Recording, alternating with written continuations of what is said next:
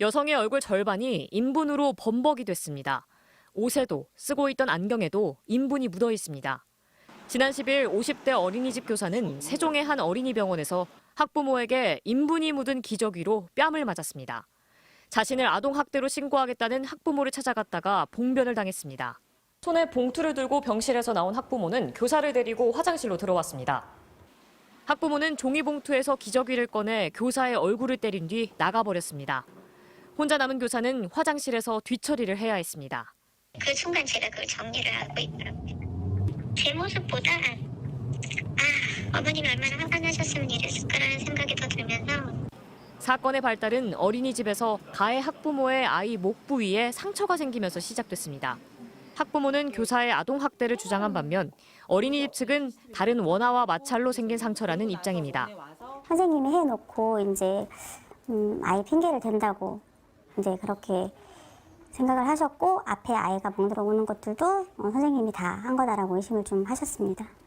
해당 학부모는 지난 6월부터 지속적 아동학대를 당했다며 어린이집 교사를 경찰에 신고했습니다.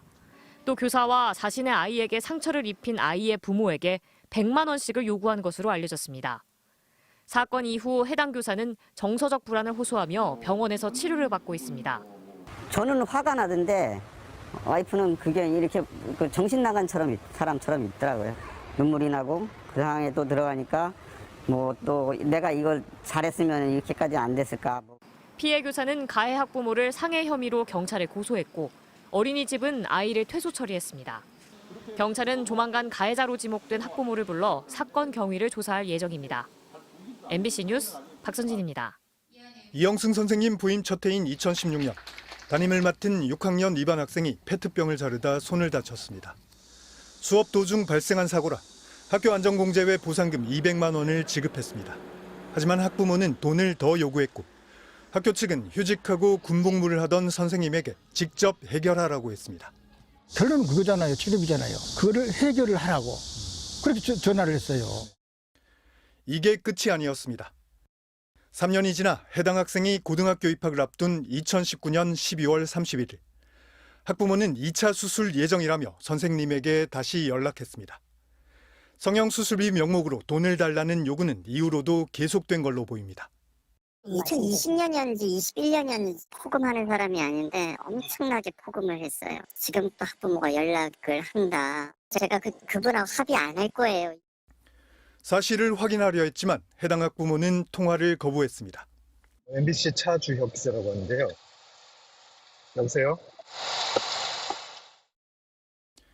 2021년 12월 8일 오전 이영승 선생님에게 부재중 전화 2통이 걸려왔습니다. 곧이어 오늘 감기로 조퇴한다는 문자 메시지도 도착했습니다. 5학년 4반 장기결석 학생의 어머니였습니다. 바로 당일 이영승 선생님이 숨진 직후였습니다. 다음 날까지 답이 없자 학부모는 곧장 교무실로 찾아왔습니다. 막 찾으시더라고요. 굉장히 난폭하셨어요. 갑작스럽게 자꾸 하셨다라고 말씀을 드리니 안 믿으셨어요. 거짓말하지 말라고 하셨어요. 급기야 직접 확인하러 장례식장에 찾아간 학부모. 하지만 조문은 하지 않았습니다. 여기 서 있는 시간도 상당히 길었는데 들어오세요.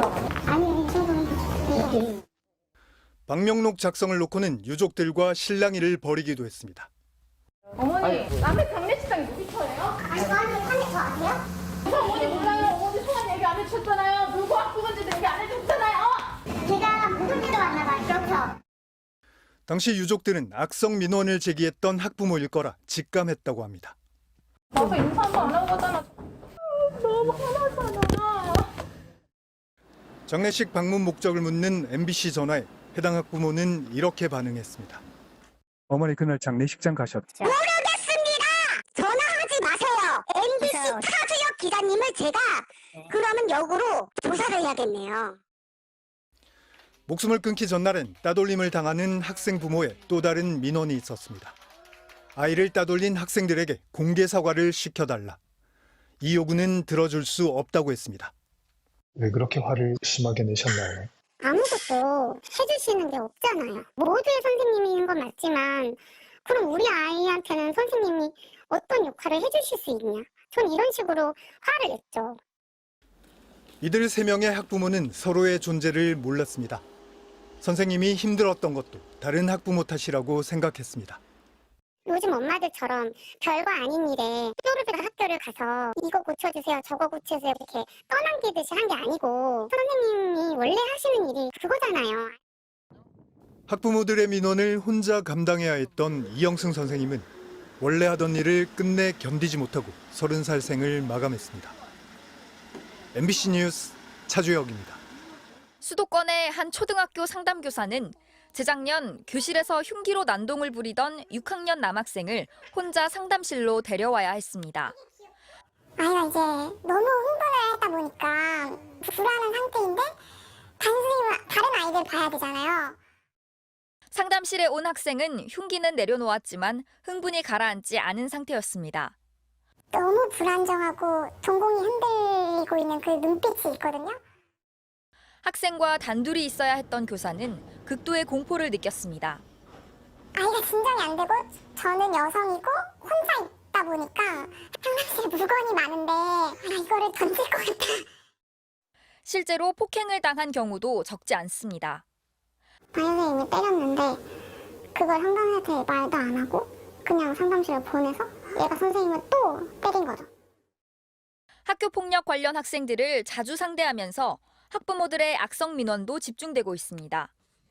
선생님이 뭘 아냐, 애도 안 낳아봤는데 우리 아이 마음 어떻게 아냐, 안에 변호사나 기자가 있는데 선생님을 신고할 거다. 너네 공무원 나부랭이니까 뭐 이런 식의 비하하는 말을 하시는 학부모님도 있고.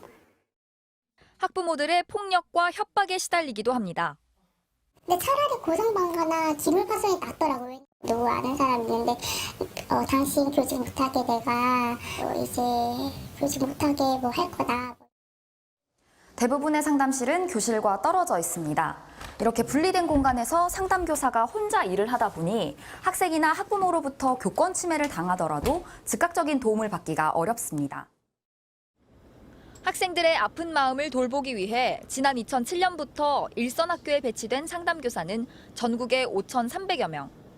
하지만 교권 침해에 최일선으로 내몰리면서 정작 상담은 신경 쓰기 어렵다고 말합니다. 두려운 상태로 지내고 있는 거고 개인 상담하는 아이들한테 열정을 쏟을 시간이 없었어요.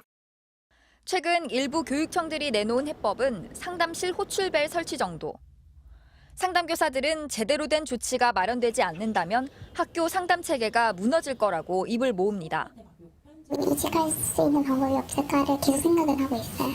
뭐 저뿐만 아니라 다른 사람도 다 그래요. MBC 뉴스 남효정입니다.